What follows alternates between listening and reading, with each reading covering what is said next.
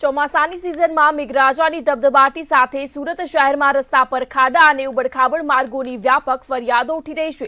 આ સ્થિતિમાં હવે લોકો વ્યંગ સાથે રોષ પણ ઠાલવી રહ્યા છે। ખરાબ રોડ રસ્તાને કારણે મુશ્કેલી વધતા લોકો નારાજગી વ્યક્ત કરી રહ્યા છે। પ્રજાને શાંત પાડવા સુરત મહાનગરપાલિકા તંત્રએ રસ્તા રિપેરિંગમાં ઝડપ દેખાડ્યું હોવાનો દાવો કર્યો છે।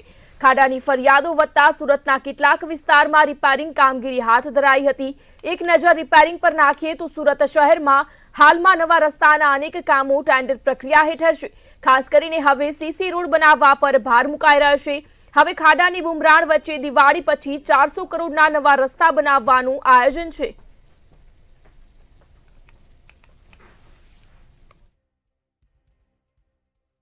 ચોમાસામાં મેઘરાજાની ધબધબાટી સાથે ઉબડખાબડ રસ્તા તો ક્યાંક ખાડા સામ્રાજ્ય જોવા મળી રહ્યો છે।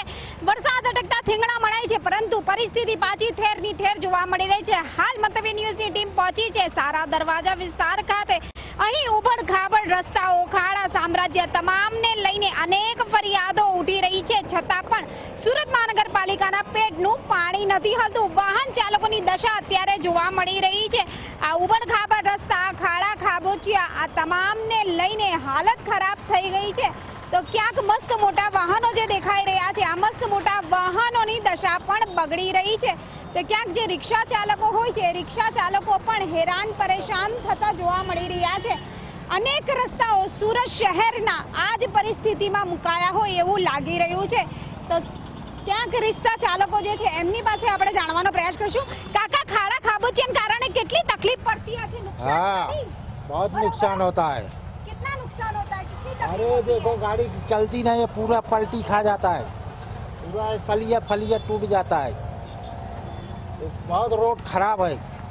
રોડ ખરાબ હોવાનું વાહન ચાલકો જણાવી રહ્યા છે। અહીંયા ક્યાંક પેટ્રોલ પંપ પણ આવી છે અને નજીકમાં કઈ હોસ્પિટલો પણ આવેલી જોવા મળી રહી છે, પણ અહીં વાહનોની જે દશા છે એ તો દેખાય જ રહી છે। ક્યાંક 2 વ્હીલર તો ક્યાંક 4 વ્હીલર, આ તમામની પરિસ્થિતિ ખૂબ જ ખરાબ જોવા મળી રહી છે, પણ કોઈ જાતનો કોઈ ઉકેલ આવતો નથી। તો ક્યાંક આ જે વાહનો છે એ પણ હેરાન પરેશાન દેખાઈ રહ્યા છે। અન્ય રિક્ષાવાળાને પૂછીશું, भाई खाड़ा खाबोचिया ने कारण तकलीफ खरी? तो तकलीफ तो सर बहुत तकलीफ थी।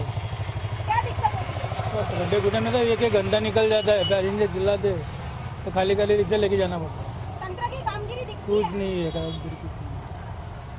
એટલે ક્યાંક લોકો એક જ ફરિયાદ કરી રહ્યા છે કે તંત્રની કામગીરી તો કઈ જ નથી જોવા મળી રહી। 2 વ્હીલર હોય કે 4 વ્હીલર હોય કે આ વજનદાર જે ટેમ્પા છે, આ ટેમ્પા પણ જોવા મળી રહ્યા છે, જેઓ આ ઉબડખાબડ રસ્તા પરથી વાહન લઈ જવા માટે મજબૂર બન્યા હોય છે।